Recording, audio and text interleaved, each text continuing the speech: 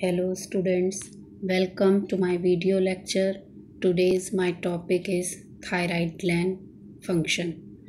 It includes syllabus of MSc semester 2nd, paper 1st, unit 3rd.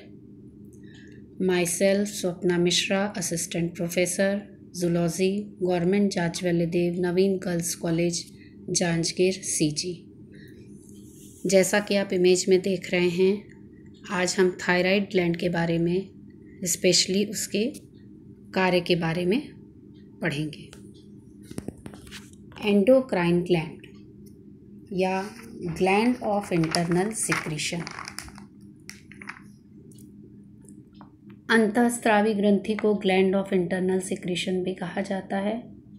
इनका स्त्रावण hormone होता है जो कि सीधे रक्त में जाता है। हार्मोन टारगेट सेल में उपस्थित स्पेसिफिक रिसेप्टर मॉलिक्यूल से बाइंड होता है और हार्मोन रिसेप्टर कॉम्प्लेक्स बनाता है तथा टारगेट सेल में कुछ चेंजेस लाता है। Chemical bioregulation. शरीर में विभिन्न भागों का कोऑर्डिनेशन या मेटाबॉलिक एक्टिविटीज़ का रेगुलेशन 3 सिस्टम कंट्रोल करते हैं: nervous system, endocrine system, immune system. Endocrine system से हार्मोन निकलता है, nervous system neurocrine, immune system cytocrine. ये तीनों सिस्टम शरीर में होम्योस्टेसिस को मेंटेन रखते हैं। इस प्रकार एक पूरा बायो रेगुलेटरी सिस्टम तैयार होता है जो अपने शरीर को मेंटेन करने का काम करता है। आप इस डायग्राम में देख सकते हैं, एंडोक्राइन सिस्टम हार्मोन सिक्रेट कर रहा है जो टारगेट ऑर्गन तक जा रहा है। नर्वस सिस्टम न्यूरोट्रांसमीटर सिक्रेट कर रहा है जो टारगेट ऑर्गन तक जा रहा है। इम्यून सिस्टम हार्मोन और साइटोकाइनिन सिक्रेट कर रहा है जो टारगेट ऑर्गन तक जा रहा है। और ये तीनों आपस में सर्कल आप देख रहे हैं, ये सर्कल बनाते हुए पूरे बॉडी के होम्योस्टेसिस को मेंटेन करने का काम कर रहे हैं। History and origin. थायराइड नाम सबसे पहले थॉमस वाटर ने 1656 में नाम दिया। ये ग्रीक शब्द थायरोस से बना है जिसका अर्थ होता है shield. Thyroid is ventral evagination of floor of pharynx and is endodermal in origin. यह हमारी गर्दन में ट्रैकिया के अगले भाग पर लैरिंग्स की थायराइड एवं क्रिकॉइड कार्टिलेज के लैटरल भाग पर फैली रहती है और ये एंडोडर्मल ओरिजिन रहती है। ये फेरिंग से थायरोग्लॉसस डक्ट के रूप में निकलती है जो बाद में फेरिंग से अलग होकर गर्दन में स्थित हो जाती है। ये लोअर कॉर्डेट्स के एंडोस्टाइल की होमोलोगस होती है। इसकी पोजीशन बटरफ्लाई शेप की ग्लैंड है जो नेक के फ्रंट में रहती है, लो साइड में रहती है, एडम सेप्टल के नीचे रहती है, along the front of wind pipe. इनके 2 साइड लोब रहते हैं जो आपस में इस्थमस एक ब्रिज से कनेक्ट रहते हैं जिसको इस्थमस कहते हैं। ये गुलाबी रंग की ग्रंथि होती है, एच शेप की होती है, बाइलोब्ड। आपस ये डायग्राम में आप देख सकते हैं, बाइलोब 2 लोब हैं, बीच में इस्थमस है। स्ट्रक्चर। थायराइड ग्रंथि के लोब थायराइड फॉलिकल से बनते हैं और स्ट्रोमल टिश्यू से बनते हैं। थायराइड फॉलिकल की लाइनिंग क्यूबॉइडल एपिथेलियम से बनती है। ये क्यूबॉइडल एपिथेलियम आयोडीन को ट्रैप करने का काम करते हैं। इस फॉलिकुलर सेल में एक कैविटी रहती है और ये कैविटी कोलाइड से भरी रहती है।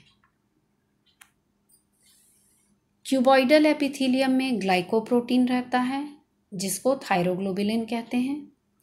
ये थायरोग्लोबुलिन ट्रायोसिन अमीनो एसिड इसी थायरोग्लोबुलिन में रहते हैं। ये tyrosine amino acid thyroxine hormone बनाने का काम करते हैं। ग्लैंड में लूज कनेक्टिव टिश्यू रहता है जो स्ट्रोमा बनाने का काम करता है। थायराइड फॉलिकल के चारों ओर पैराफॉलिकुलर सेल्स रहती हैं जिन्हें सी सेल्स भी कहते हैं। ये सी सेल्स थायरोकैल्सिटोनिन हार्मोन सिक्रेट करती हैं और प्रिंसिपल सेल या चीफ सेल या पी सेल होती हैं वो थायरॉक्सिन हार्मोन सिक्रेट करती हैं। आप डायग्राम में देख सकते हैं इंटरफॉलिकुलर कनेक्टिव टिश्यू, बीच में जो गुलाबी रंग से बना हुआ है ये फॉलिकल्स हैं। फॉलिकल्स का जो मार्जिन है वो क्यूबॉइडल एपिथेलियम से बना है। जो गुलाबी रंग के फॉलिकल्स बने उसके बीच वाले भाग में कोलाइट है जो थायरोग्लोबिन है। उसके चारों ओर जो येलो कलर का पोर्शन है वो पैराफॉलिकुलर सेल्स हैं जिनको सी सेल्स कहते हैं। इसी सी सेल से कैल्सिटोनिन हार्मोन का स्त्रवण होता है और जो बीच में गुलाबी सेल्स हैं उसमें टायरोसिन रहता है। ये tyrosine amino acid thyroxine hormone बनाने का काम करता है। Biochemistry of thyroid hormone. Thyroglobulin और 65% आयोडीन होता है। 1914 में E.C. कैंडाल ने सबसे पहले थायरॉक्सिन हार्मोन के क्रिस्टल्स बनाए। 1927 में हैरिंगटन और बार्जर ने इनका मॉलिक्यूलर स्ट्रक्चर बनाया। Thyroid hormone are derivative of amino acid tyrosine bonded covalently to iodine. जब ये टायरोसिन अमीनो एसिड आयोडीन के साथ जुड़ता है तब थायराइड हार्मोन बनता है। दो प्रिंसिपल थायराइड हार्मोन हैं, थायरॉक्सिन और ट्राईआइडोथायरोनिन। थायरॉक्सिन T4 या L353-5- टेट्राआइडोथायरोनिन। ये 353-5 मतलब बेंजीन रिंग में एक रिंग में तीसरे और पांचवें पोजीशन पर है आयोडीन, दूसरे बेंजीन रिंग में तीसरे और पांचवें पोजीशन पर आयोडीन है। इस प्रकार 4 आयोडीन उपस्थित रहते हैं T4 में। Triiodothyronine T3 L353- triiodothyronine. इसमें एक बेंजीन रिंग में तीसरे और पांचवें पोजीशन पर आयोडीन रहता है और दूसरे बेंजीन रिंग में केवल तीसरे पोजीशन पर आयोडीन रहता है, इसलिए इसको T3 कहते हैं। थायराइड हार्मोन में 2 ट्रायोसिन आपस में लिंक्ड रहते हैं और जो पोजीशन है आयोडीन की, नंबर और पोजीशन, ये इसमें बहुत ही इम्पॉर्टेंट है। ये आप देख सकते हैं इसका मॉलिक्यूलर स्ट्रक्चर। ट्रायोसिन, चूँकि ट्रायोसिन अमीनो एसिड है इसमें COH ग्रुप और अमीन ग्रुप भी होता है। थायरॉक्सिन T4 तीसरे और पांचवें पोजीशन पर, दोनों बेंजीन रिंग में आयोडीन है। ट्राईआइडोथायरोनिन T3, इसमें 3 आयोडीन है। इसी के साथ रिवर्स T3 भी बनता है जो कि इनएक्टिव होता है।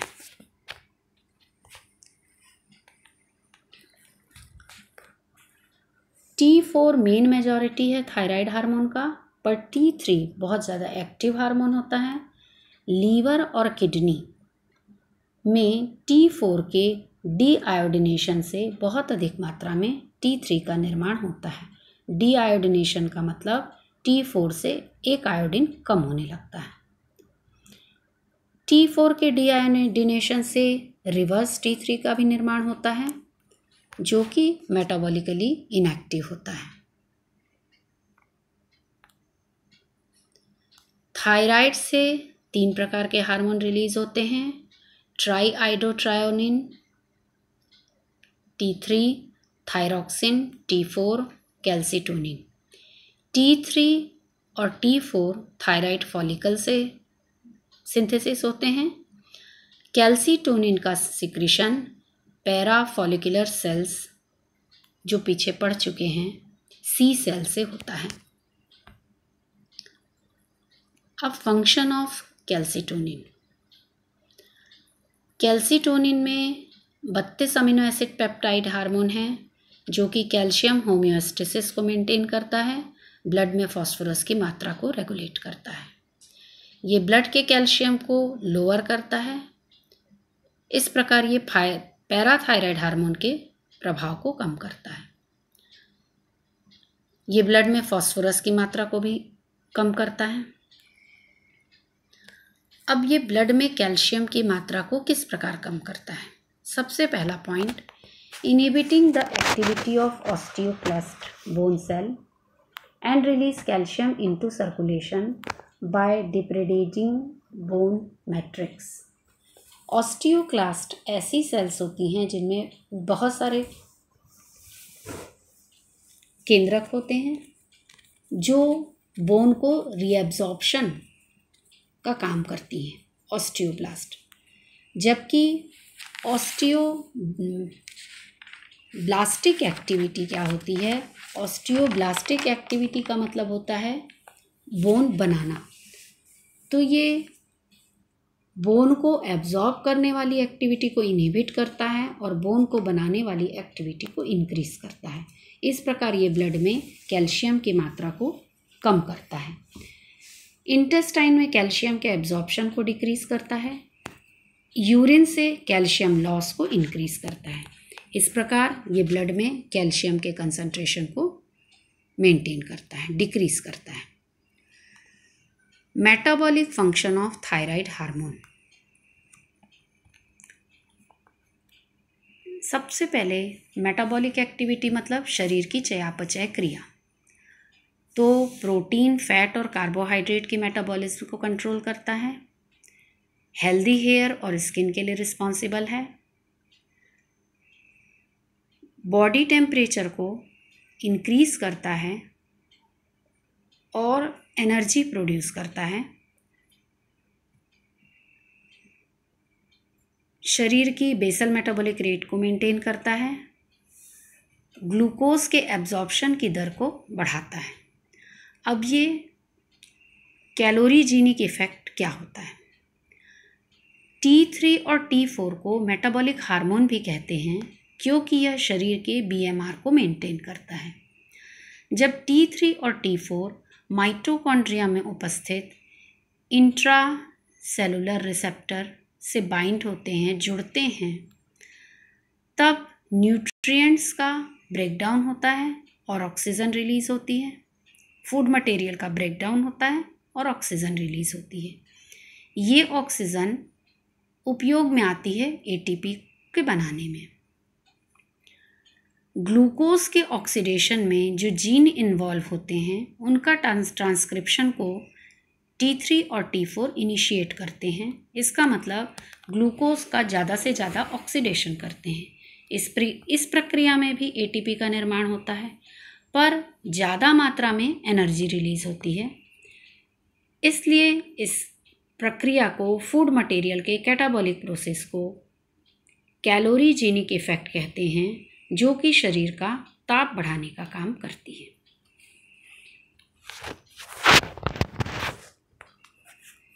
शरीर में वाटर और इलेक्ट्रोलाइट के अमाउंट को मेंटेन करता है, बैलेंस करता है। Decrease cholesterol level. Brain, retina, spleen, lung और टेस्टिस को छोड़कर अन्य सेल्स के माइटोकॉन्ड्रिया का नंबर और साइज को बढ़ाता है। लीवर में कैरोटीन से विटामिन A के कन्वर्जन के लिए ये बहुत रिक्वायरमेंट है। पिट्यूटरी ग्लैंड में प्रोलैक्टिन और ग्रोथ हार्मोन की सिंथेसिस के लिए थायराइड हार्मोन आवश्यक है। Cardiovascular function of thyroid hormone. ये पल्स रेट और ब्लड प्रेशर को रेगुलेट करता है। नर्व फाइबर की एक्साइटेबिलिटी को कंट्रोल करता है। नर्व स्टेबिलिटी को रेगुलेट करता है। सेल में ऑक्सीजन कंजम्पशन को इंक्रीज करता है। न्यूरोट्रांसमीटर जैसे कि एड्रेनालिन और नॉर एड्रेनालिन की कुछ एक्शंस को इन्हेंस करता है, बढ़ाता है। इरिथ्रोपोएसिस की क्रिया को सपोर्ट करता है। इरिथ्रोपोएसिस मतलब रेड ब्लड सेल्स का फॉर्मेशन, इसको ये सपोर्ट करता है।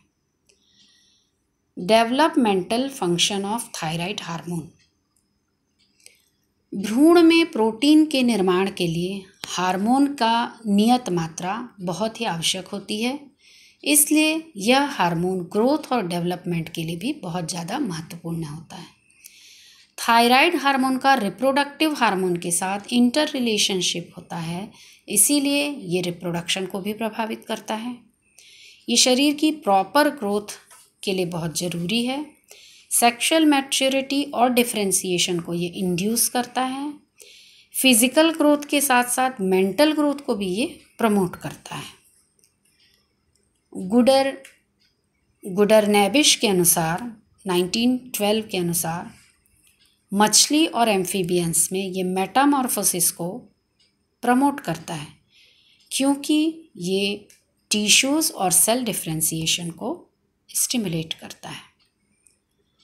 इस प्रकार हमने देखा कि थायराइड अपने शरीर के लिए, अपनी बॉडी में बहुत मेन रोल प्ले करता है। शरीर के बहुत ही महत्वपूर्ण अंग हैं जो हार्ट, ब्रेन, लीवर, किडनी और स्किन, इनके फंक्शन को इन्फ्लुएंस करता है। Ensuring that the gland is healthy and functioning properly is vitally important to the body's overall well-being. इसके इतने महत्वपूर्ण फंक्शन के साथ साथ ये बहुत आवश्यक है कि ग्लैंड हेल्दी होना चाहिए और प्रॉपर फंक्शनिंग करना चाहिए।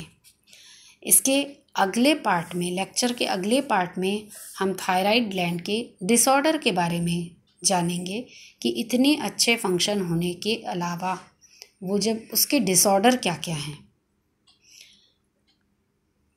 इस लेक्चर को तैयार करने के लिए मैंने जिस बुक्स का इस्तेमाल किया है उसके रेफरेंसेस ये हैं। मैंने जो इमेज का इस्तेमाल किया है वो गूगल इमेज से लिया है। थैंक्स।